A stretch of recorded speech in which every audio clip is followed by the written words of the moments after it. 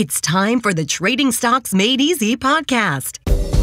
Each week, Trading Stocks Made Easy demystifies stock trading and investing so you can profit big. And now, here's the host of Trading Stocks Made Easy, the wealthy investor, Tyrone Jackson. And welcome back to Trading Stocks Made Easy. This is Tyrone Jackson, the wealthy investor. I'm like the teacher and like the host here today. Hey, listen, today is going to be a really special episode where we're talking to some of my most successful students in the Los Angeles market about their experiences trading and investing in the stock market. Now, I want you to pay close attention here today because none of these people who you are about to meet were born stock market traders and investors. Somewhere along the line, they had to cultivate the right mindset, learn a few things, and change their money beliefs. Now, just before we meet them, I really want to talk to you for a second about taking action. A lot of people like to poolside trade and invest. In other words, they'll listen to a show like this. They'll try to pick up some tips from actual stock trades or investments. And I just want to remind you that the market is constantly changing. So whatever we talk about today on today's episode, I just want you to know that any of the stocks that we mention aren't specific recommendations. Why? Because if you're listening to this episode 6 months down the line, a year down the line, the market may have changed. The stocks that we like today for trading and investing could be quite different in the future. So please keep that in mind. You can try to pick up tips, but the real thing that you really want to do is commit to studying the market. And then that way you'll be able to make some great profits on a monthly and annual basis. And remember, when you're employing the wealthy investor approach, it's all about residual income. They keep telling us in the real world that we really want income. Well, really what you want is your money making money and residual income. That residual income can be $250 a month, $500 a month, $2,500 a month, or more. You pick the figure, and with the style of trading that I teach, you decide what that income is going to be. All right, so you're going to meet some of my favorite students here in the Los Angeles market right after you take a listen to this. You're listening to the Trading Stocks Made Easy podcast. Want to learn more about how to trade and invest in the stock market? Visit thewealthyinvestor.net/products. That's thewealthyinvestor.net/products and order the Wealthy Investor's Guide to Stock Market Success audio series. This easy-to-follow 5-CD audio series and manual will teach you the basics of how to buy and sell stocks, how to collect quarterly dividends for life, plus hidden income generating strategies like covered call writing and volatility trading. Start creating financial freedom right now. Get the financial education you need to get ahead. Visit thewealthyinvestor.net/products.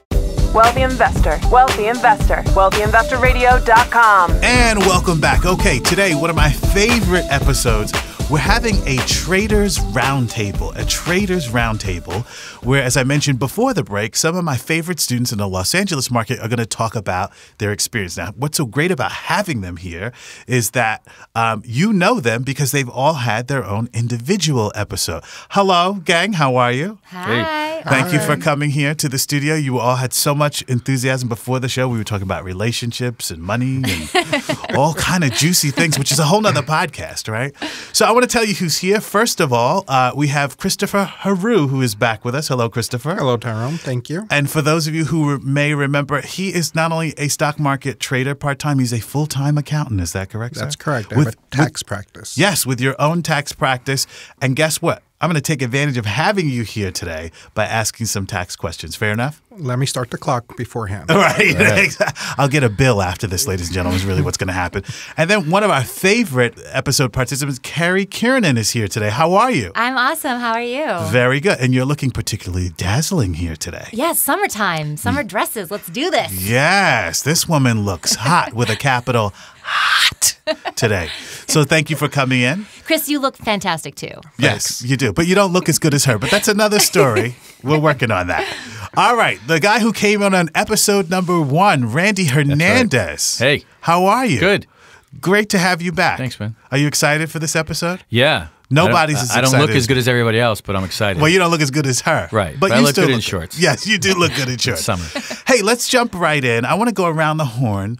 So those who haven't listened to the individual episodes where you guys were featured would have an opportunity to get to know you. So just very quickly, Christopher, tell us a little bit about your background and what attracted you to trading and investing in stocks. My parents were not stock traders. They're first generation born here in America. They were not taught how to trade stocks. And I don't know where I picked it up, probably from chatter at the office when I first started my real job. They were talking about stocks and covered calls. And I researched it a little bit, learned about it, but dabbled, but never had much luck. But that's my first inkling. But it wasn't from my parents. It was from somebody else. But then all the initiative was on me to learn more and educate myself. Now, your first foray into investing actually was real estate, right? Didn't you try buying a property? Correct, because my parents educated me to buy real estate and hold it and let it grow. So yes, I've done both. I've sold real estate and stocks. And is it fair to say you make money every single month in the stock market? Yes, it is. And I equate my stocks, when I purchase 100 shares of, say, Microsoft, I look at it as it's a house, and I'm going to rent my house out for 1 month. I might be gone at the end of the month, or I might still own the house, got my rent, and do another month and get more rent the next month. Yes, and that's because you're a covered call writer. Is that correct? Okay, all right. So we're going to get to that in just a second. Carrie, good evening. Hi, hello. All right. Just reacquaint our audience. Tell us about your background and what attracted you to stock market trading and investing. Well, I'm an actor, and I've been working as an actor, supporting myself for about 10 years now. And in that industry, you know, it's very up and down, up and down, up and down. And I've always done a good job of living in the middle so that I've never been, you know, in trouble. But I thought, man, there's got to be a way for my money to work for me so that I can have a little bit more dominion over my future. Yes. And my family had always had stocks in the sense that my grandfather bought some stocks and put them in my name when I was younger. And so I'd always gotten these dividend checks, but I didn't understand them. I didn't know what they meant. And my mom, you know, we've always been like a little bit of a family of like buying stocks. And the people in my family who have made millions, they did it in the stock market, but I didn't understand what any of that was. And I didn't have close relationships with those people, so I never learned from them.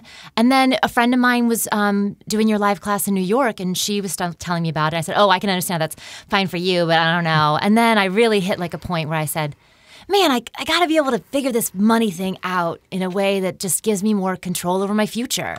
And then she sent me an email about your live class, and I showed up, and it's been... my life's been different since. Well, that's different in a good way, right? Yes. All right. Well, this definitely been like learning growth pains, you know, like, right. Yes, but overall, yes. Very wonderful, because we're going to get into that. Randy Hernandez. Hey. Yes. Tell us your story. I'm an actor as well. The background, you and I have known each other for 30 years almost. I think. know. It's really amazing. So always been an actor from New York. You know, I've been really fortunate in so many ways. I've always been working in some capacity in the entertainment business, saving my money, and I've put it into real estate. I had a couple of businesses that I started and sold. But this is by far has been the most, and I say this, stress-free way to like make a living and positive income. Mm-hmm.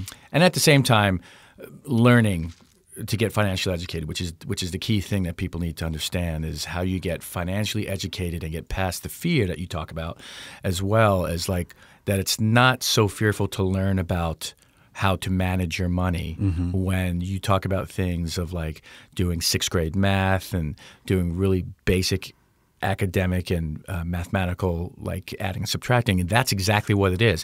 The rest is just really learning like everybody else would learn how to do this, and I found that to be the open door that I needed to kind of go forward with this. And it's been 5 years, 6 years? Yeah, well, a little bit longer than that. A little bit longer than that, yeah. Right. Well, we started, it's been a lot longer than that, but we've been through our hurdles up and down with the internet and online trading. We were started when it was just really not much going on. Dial-up. It was I dial-up. would come over to your apartment. Right. It was showing our age. Exactly. Right. It was dial-up. Yeah. So it's progressed so much now that it really kind of, and it's part of your daily life. So it's part of, it's become part of my daily life without distress. It's like you wake up and you do what you need to do and you go about your day, and it gives you a lot of freedom, and the potential to get more freedom in your life is what's key for me. Well, it's also interesting because you had real estate in Mexico, right? Correct. Right. And most people who venture to put their money to work go to real estate first because that's the thing that makes the most sense.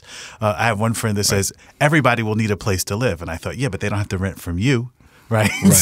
So real estate is not a guarantee. Plus, it's a lot more money to start up, to buy something, and closing costs, attorney's fees, so on and so forth. Right. You all opened a brokerage account when you decided to trade. You all opened a brokerage account within what, 7 days, 5 days? For free. Yeah, for free. Right. It's like opening a checking account. Right. I want to go around again. Let's start with Carrie.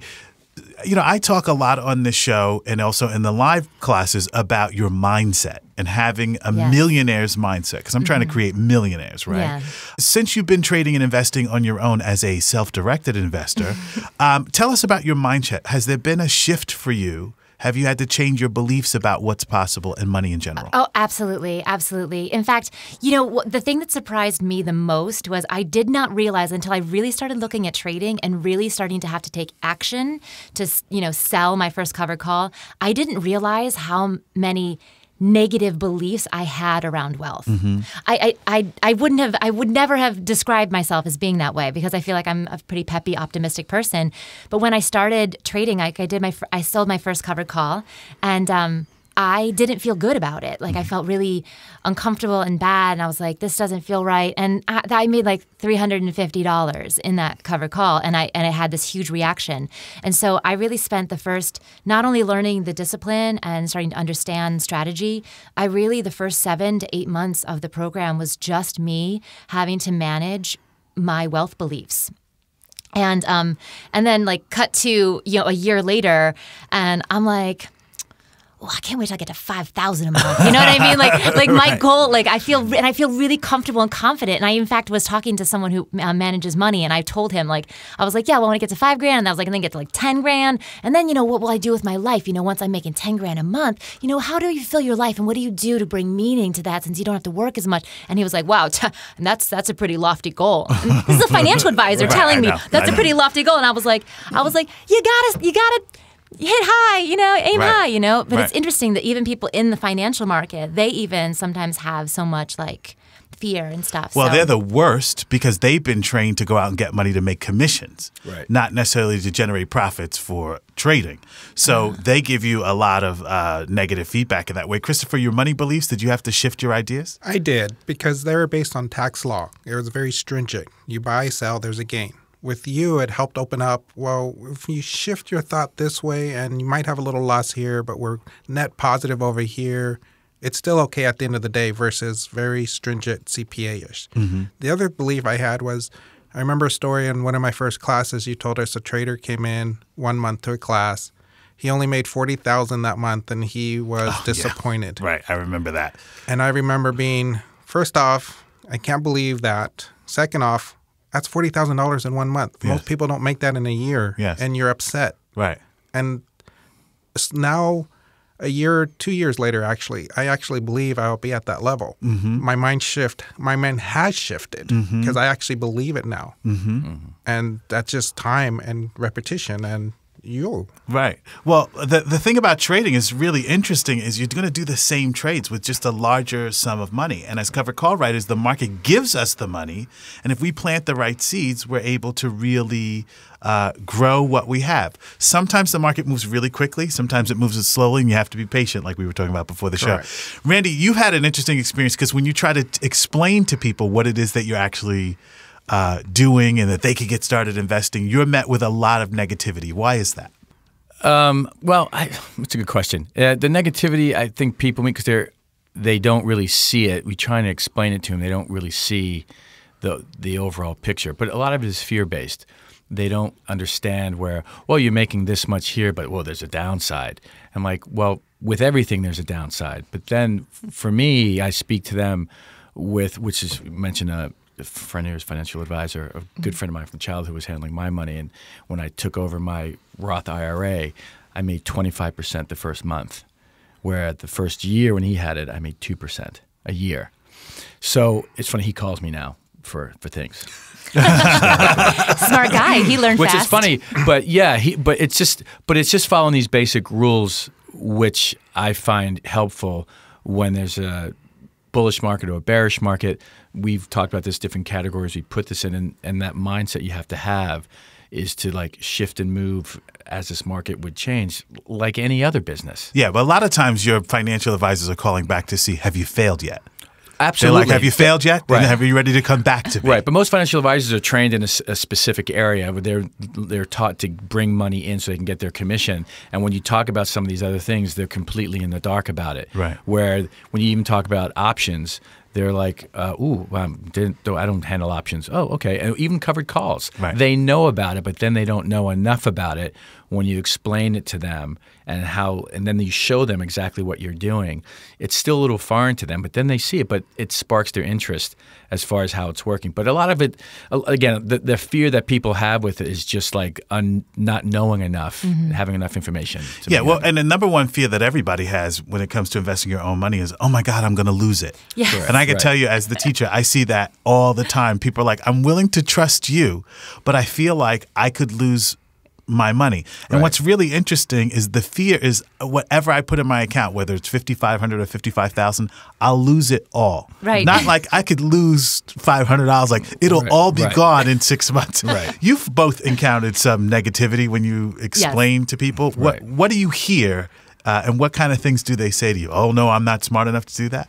I think some of it is like, oh, well, the market, well, you got to be careful and the market's volatile. It's like the market is this like creature, like this alien creature that functions on its own without any parameters or any cause and effect that just like will like eat up all your savings or something. Like I think it's just like not knowing. But I will, like what Randy said, this idea of we don't have an education. I didn't know, so I was afraid of it too. And when I first started, I only put $9,000 in my account to be like, well, if I lose all of this, it'll be fine. I could still live. You know what I mean? Because I had to do that for myself because I was so afraid, you know? And then as I got more comfortable and confident, I added more money. And then I added a big chunk at the beginning of this year. And then I just added another big chunk. I'm like cashing out the stocks that were just holding there and like now moving them into my account for me to manage them. But even after trading for 8 months, when I took over my IRA, I had like a whole new level of fear. I was like, well, but this is my retirement. Correct. Right. So I can really understand how people feel that way because even as I'm trading, I still come up against that. Right. Still, because it's only been a little over a year for me. Right. But I will say that at first when I was talking to people would be very negative or they'd all have that one story of that person who lost something or that we hold on to. But now I find something has changed in me for sure because now when I talk about it with people, they're like, wait, what do you mean? Well, what does that mean? How do you do that? And I'm like, I'll open my account. I'll be like, this is the option chain and this is what you do it. And I just like literally show them, you know? And now I have friends that are interested. They want to come. Now they're like asking me when your next live class is instead of me being like, come to the class. Right. Yeah. Now they're asking me. So I feel like there's definitely been a change. There must have been a change in me because there's definitely a change in that outer dialogue. Okay. And they're starting to feel more like, oh, well, Carrie can do it. And she's not that smart. There's hope for me. But people need to see it. People need to come in.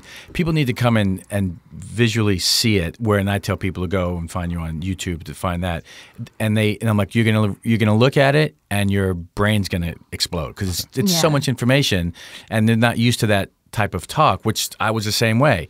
I mean, I remember when I started with you. I think it took me 3 months to open up my account. Right. It's that we talked about in those early days. To Ameritrade, there's a commercial of a man at the screen, and the kids are all around. It's like, come on, just push the button, and he's got the mouse, and he's like, and he clicks it, and he's like, and everyone's cheers. You just did your first trade. Right. It's exactly that. Right. That fear that you have to push the mouse button to buy the AT&T or buy the Verizon or buy the Microsoft or buy the Apple, et cetera. And that's the big component. So when you explain to people, they see it and they're excited about it, and then that next level they have to go to is really difficult to do. But the bring the horse to water kind of thing. You just have to kind of let them figure it out for themselves. Because I think fear stops a lot of people in life from doing a lot of things. Everything. Yeah. And especially when it comes around money, because what comes with money is trust, right? You got to find someone who you actually trust. Hopefully you like them. And then you got to test them out and see if their strategies actually work, whether it's accounting or trading stocks, right? But to me, some of the negativity comes from just watching the news because they love to say when the stock market dropped, because people will watch it. Right. Okay. And then that negativity just spreads into them that, oh, I could have lost my money today because the stock market went down. Right. And depends on your cost basis. That's a story for another day. That is a story for another day. But the other thing I tell my friends is the reason the rich get richer is because it's not because they're smarter than you. It's not because they're smarter than me. It's because they have a different mindset that they teach their children to follow in their same mindset. So my kids are so much farther ahead of where I was because I've been teaching them how to trade. And they have, well, my older one has an account. Right. And he's already covered call writing at age 20. If I was doing this at age 20 and compounding. Oh, my goodness. Yeah. It'd be a different world today. But that's what it is. It's nobody he teaches us this in school. And the negativity and just in the market and the general public that, you could lose your money. Now, you're all making money every month. Yeah. Well, even if it's just collecting dividends, you're all making. And do you feel, because I know that this has happened for me for 20 years of trading, I can't imagine a month without a trade. Like without clicking something, and we're talking about covered calls because it generates income. I just can't imagine a month without that. I mean, I do it on vacation. I do it when I'm at home. Right. It's force of habit. It is. This is what you do, which is another point I made that most people, they look at it like, I'm working. I have no time for this. And like, I have no time. I have no time to be in front of a computer all day. And I'm like, well, I'm not in front of a people always ask, how much time is this? How much time? I was like, like 15 minutes on a Monday. It's always something new. But when I tell people, like, this is part of my life forever. It's part of my daily routine. Right. Whether when I had my own retail store, I was trading at work. 10 minutes, 15 minutes, you always checking. I'm like, well, where are you all day that in this day and age you're not in front of a computer or a smartphone? Right. I mean, I just traveled out of the country and I did a trade on a beach, So it's always accessible there. But it is a business, and you have to look at it that way. And I look at it that way. I look at it as your daily routine of how to run your business. And when you tell people that, that's a big component for some people, like, where am I going to find the time to do this? And like, well, I have found that a lot of people think when we say trading, because of movies and television, they think day trading. Like we're waiting for a stock to go up 25 cents and we're sitting there and we're clicking. And there are various styles of trading. Yeah, your trading is actually kind of boring, right? Yes. On Monday, and then you wait. Right, exactly. And then next Monday, and then you make wait. more money, and then you wait. Yeah, you sort of like, I did all my trading for this week. So waiting. I'm done. Well, it depends on what level of the program you're at, right? Yeah, okay, so there are different styles of trading, and most of them, at least the ones that I teach, don't require that you sit at a computer all day. No. Not at all. Okay. So let's get right into our core trait, which we talk about on the show all the time, is cover call writing. Correct. When you first, and anybody can answer this, when you first sold your first cover call, what was your feeling? Because I have a lot of people who go, I can't believe I just made money in 3 minutes selling an option to somebody else, and that cash is there. One friend of mine said, after I did it and I walked on the street, I felt like someone was going to tap me on the shoulder and be like, excuse me, sir, come with us, please. Right? That money you just made, you can't keep. Right. Can you recall when you first started cover call writing what the experience was like? Anyone? Yeah, mine was awful. Okay. I shared this story in my individual one. I was actually on the phone with Darcy, who is one of the people in the LA live class. And I was like in a flop sweat, and she was like, push this button, click this, right? You know what I mean? And then I was like, like Randy was just saying, I had trouble. I was like, where did I just push it? I was like, oh my God, I just did it. Oh my God. And then I was like, oh, so that worked out?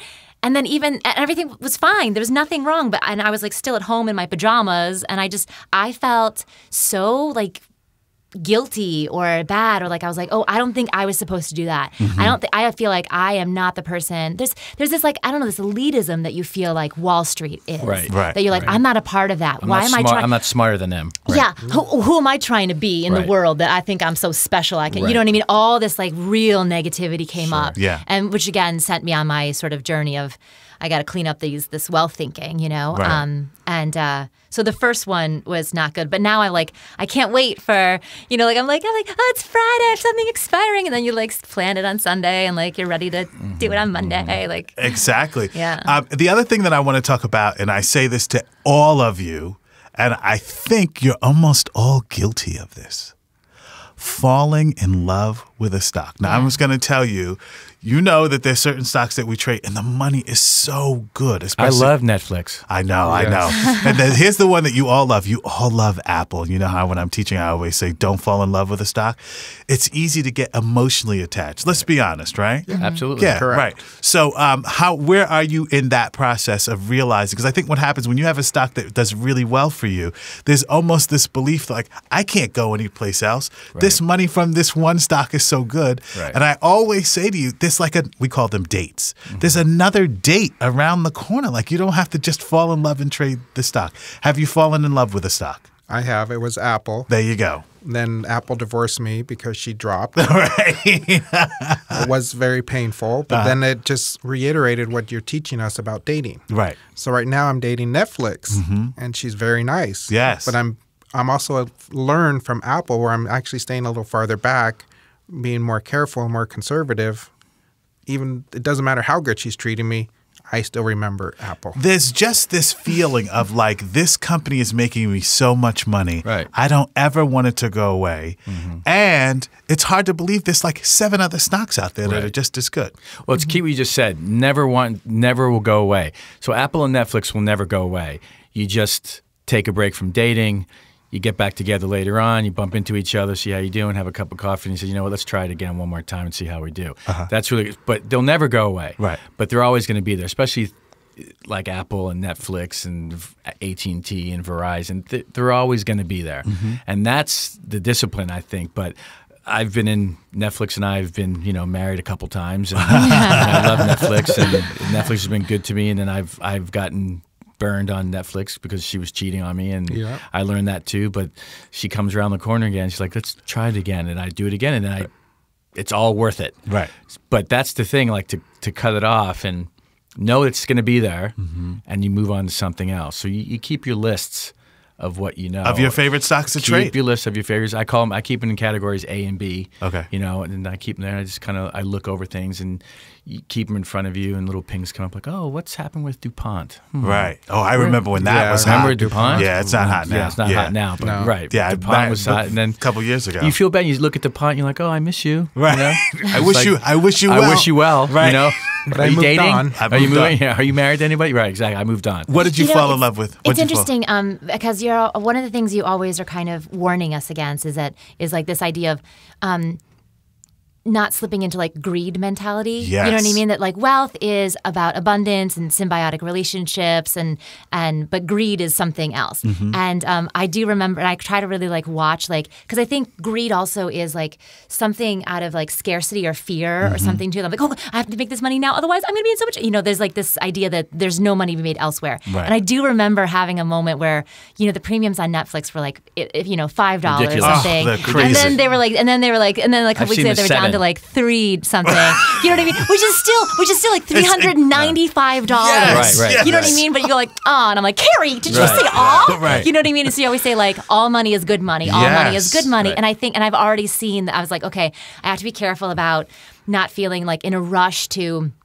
build my account up or in a rush to get to a place to be like, I'm going to be, if I believe I'm going to be in the planet a year from now, then like just let it be steady, and really trying to watch because I think that's the way that fear's coming up for me now that I'm more comfortable with the trading. I'm like, oh, I'm going to, and be like, don't stress yourself out. Yes. When's the last time you bought a 70-cent covered call? Sold. Yeah. Sold. There you go. It's hard, right? Exactly. No, well, actually, for me, it was. I look at 70 cents. I'm like, really? You're like, really? Like less than $1? I just did $4.25. Like 70 cents. It's tricky. But then you get focused, and you're like, all money is good money. All money is good money. It's a weird month. Earnings are coming up. Let me take this 70 cents just for a couple weeks. It's not a lot, but it's something. Yes. That's the thing. But I actually had a different way that I fell in love with the stock was we were talking, one of the strategies was to shave some of our profits to create more cash for our covered call. Yes. And so the very first stock I ever bought was Visa. And at that time, Visa was the stock that was the most profitable.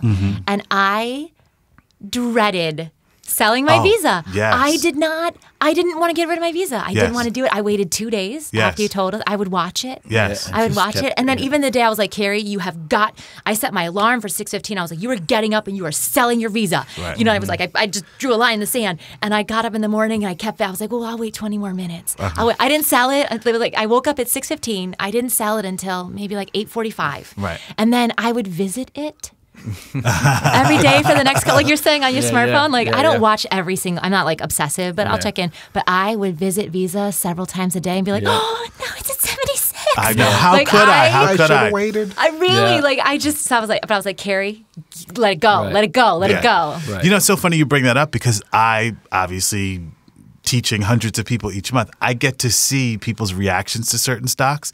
And we're talking about a stock that you were investing in. Yeah, that was a position. And there was a time where I was like, it's time to trim that position because there's more money to be made elsewhere.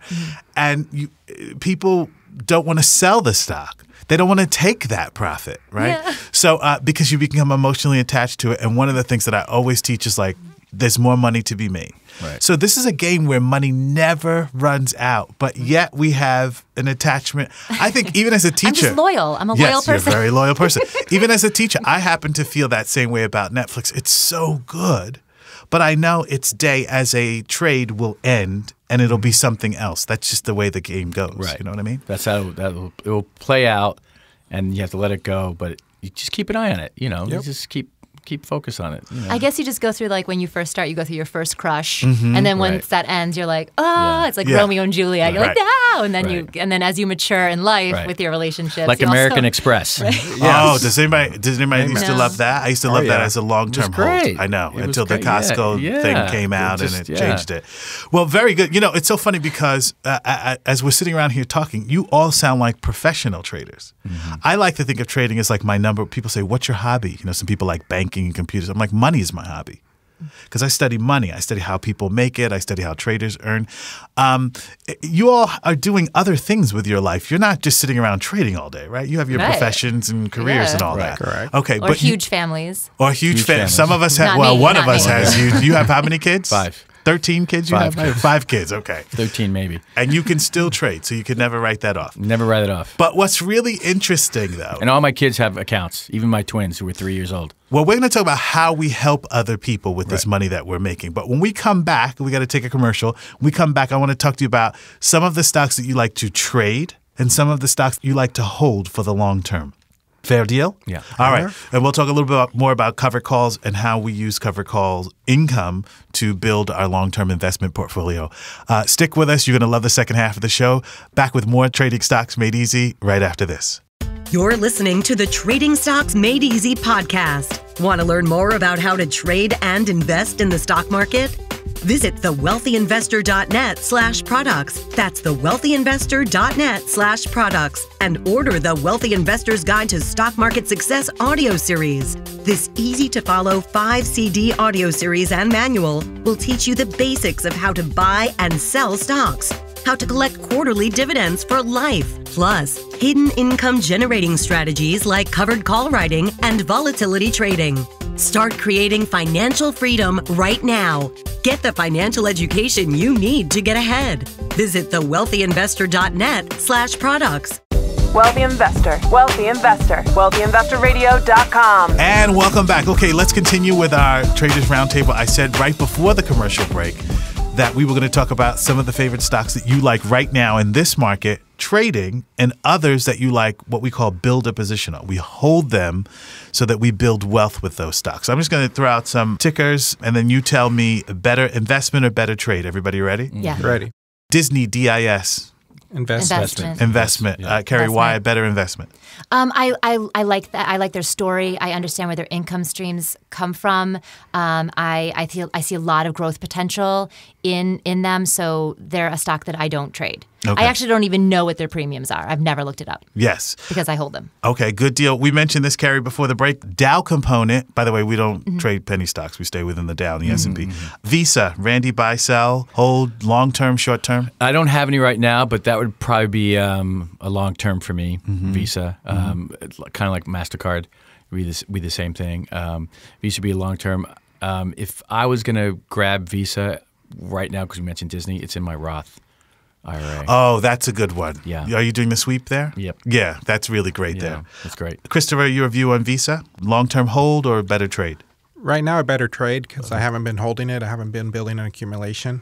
And I just think it's going to keep growing because every day somebody's turning 18 and getting a credit card from the college campus or opening a bank account.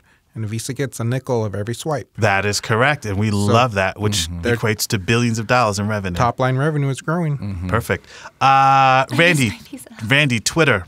Twitter, no. Right. No. Why? No, it's just it's on the downside as it is already. It's not going to go. They can't make money over They there. can't Carrie, make money. Twitter? Nothing about Twitter fits our discipline. That's correct. To own or trade. Yeah, why? Because it's not a Dow component. It doesn't pay a dividend. It doesn't have like quarter over quarter revenue increase. Like I don't understand. It's not able to monetize itself, or social media in general. Most of them are really tricky because they're not able to. They're trying to find ways to monetize it to have that revenue growth. And until they figure that out, I'm not on board. Mm-hmm. Very good, Christopher. I agree with Carrie. Okay. Bank of America. Anybody? Who? It's a Bank of America, B of A. It's a cheap Dow stock. I don't know. No. I don't think it's Dow anymore, but they have so many problems still from the 2008 financial crisis. Still struggling, right? Yeah. It's just they bought so many companies. They bought Countrywide, Countrywide, and which that is really was- hurting them. yeah, it is hurting Merrill Lynch, which is hurting them. Mm-hmm. They still haven't recovered. Right. And I think their balance sheet is going to be off for a while. Quite a while. Home Depot, Christopher? I love Home Depot because it really follows our economy. Because if our economy is humming, that means people are buying houses, fixing up their houses. They have money to fix up their houses. And where are you going to go to buy all those supplies? Home Depot. Right. So revenue is just going to keep growing as the economy grows.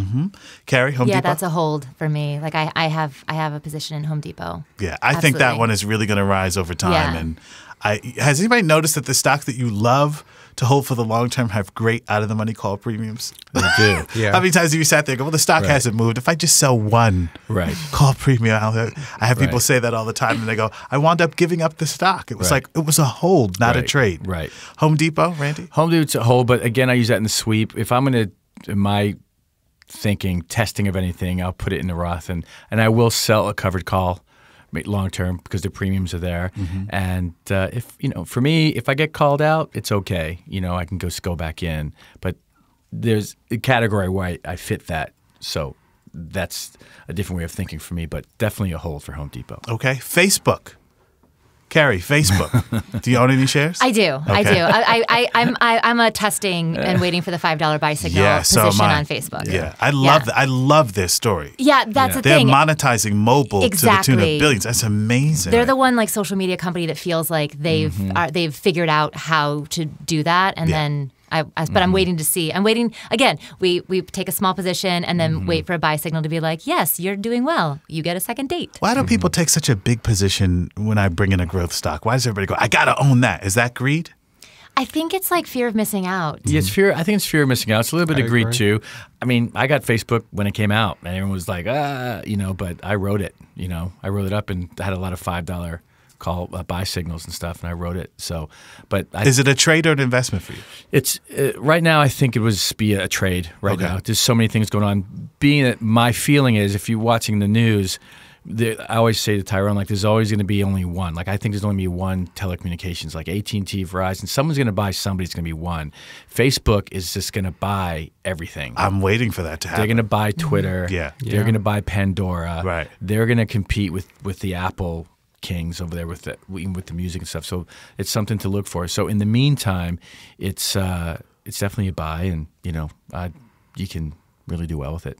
You went in on Facebook? Yeah, for me, Facebook's a hold. But what I've been seeing through my friends and acquaintances and other business owners is everybody's talking about advertising on Facebook, not just big corporations, but everyday businesses because it's so targeted. Yeah. Going to You can get- Facebook because of the targeting. So that just means their revenues are going to revenue. keep increasing. And I've been telling you guys this. This will be their best quarter Christmas.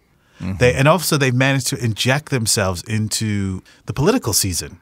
Yeah. Like candidates are buying space on Facebook. Really important. I'm going to run out of time here, but let's get to a couple of more. Expensive stock, Amazon.com. Love it, but it's too expensive for our discipline right now. But I might buy one or two shares just to hold and to see what happens. I think it would be smart. They're the Walmart of the internet. Carrie, Amazon. Yeah, same with Chris. Same. Okay. Yeah. They're a little too expensive, like especially for my account size and my goals to grow it. Right. They're too expensive for me to really go in and build a position in. But I like them. Randy, Amazon. Great, but pricey. Yes, For our very discipline, pricey to own. So- I'm waiting for a 7-for-1 stock split. And then there we That'd go. be great. Okay, for a last stock, one of you here in the room is guilty of this. Tesla. Randy? Tesla. Tesla. Look, I had a lot of fun with Tesla, and I sure did did. really well with Tesla. I mean, I got in there when when there was a lot of volatility, It's crazy. Tesla It's was crazy. fun. I mean, you wake up in the morning and like, hold wow. or trade right now. Well, right now where it's at, I would neither for me. Yeah. But if you have it to put in there, I would say it's a hold. Okay. But I wouldn't trade. They're going through a lot right now with the panels and the auto thing. But it's a great company. It's the technology is there. Tesla has, he released all his patents. So everyone from Rolls-Royce to Mercedes are all coming out. Yeah, with but the these problem is cars. he's got so much promise and not enough revenue to back it up. That's my problem. You'd always say we're doing all these Right, great things, but show me the money on the top line. Right. So just sit back and just be cognizant of it and study and just keep an eye on it. So it's nothing I would get right now, but I watch it. Carrie Tesla. No. Why? Because I'm not. She was so following excited it. about Disney. She's Yeah, like, I know. no. But again, I think that's something that I remember you saying and really makes sense to me is that I don't trade things where I don't really understand the story Right. and really have been like watching what's happening with them. So I just stay away from it. I'm not like, ooh, I heard about this great stock. I'm going to run around and do all that stuff. That's important, though. It's a great point for people listening is that when people ask me about it, when you mention things like Home Depot and Disney, like, do you know Disney? Like, yeah. I go, do you know where Home Depot is? Like, yeah. So they relate to that. Mm-hmm. But it's a great way to say it because I think Tesla, the technology, for me, I'm a gadget freak. Mm-hmm. So I love it. Mm-hmm. So I studied. I want one. I want the car. So that's what inspires me to really go deeper in it. But that's great for people to know is that because if you don't know the story, then if it goes down or goes up, you can panic and and I just don't want to. I know I am an emotional person and I don't want to expose myself to that level of emotionality without the information to like stabilize it. Yeah, it's a great point. A couple more stocks here. You have a response, Christopher, to Tesla? Sure. On Tesla, I agree with Carrie. I don't know their story. I don't track to see if their revenue is going up. The thing that I always recall is you telling us about Pandora. Don't buy it. You'll introduce stocks not to buy. And then we look and you see the down. Yep. All of a sudden it tanked. So is that going to happen to Tesla? I don't know. Right.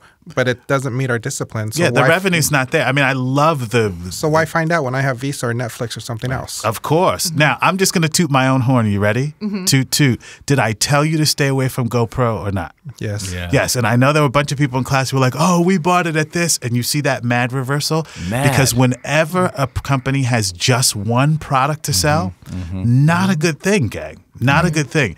Anybody own any marijuana stocks? This is the latest thing that people, Tyrone, what marijuana stock should I own? Oh, really? No, how are they making money? Yeah. Where's the revenue? It's a cute idea, but where's the revenue? Right. Okay. Taxes. You've all lived through at least 1 year where you've done your taxes.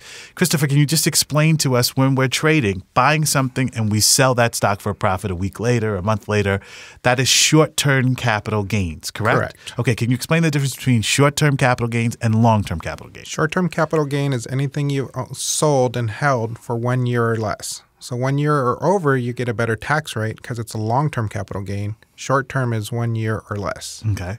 And short-term capital gains, you pay a higher tax rate on that. The tax rate is actually your ordinary income tax rate. So if you're in the 28% tax bracket, you're paying 28% on that. So when I talk to people about my trading stocks and say you have to pay taxes on it, yes, I paid 28% on this, but guess what?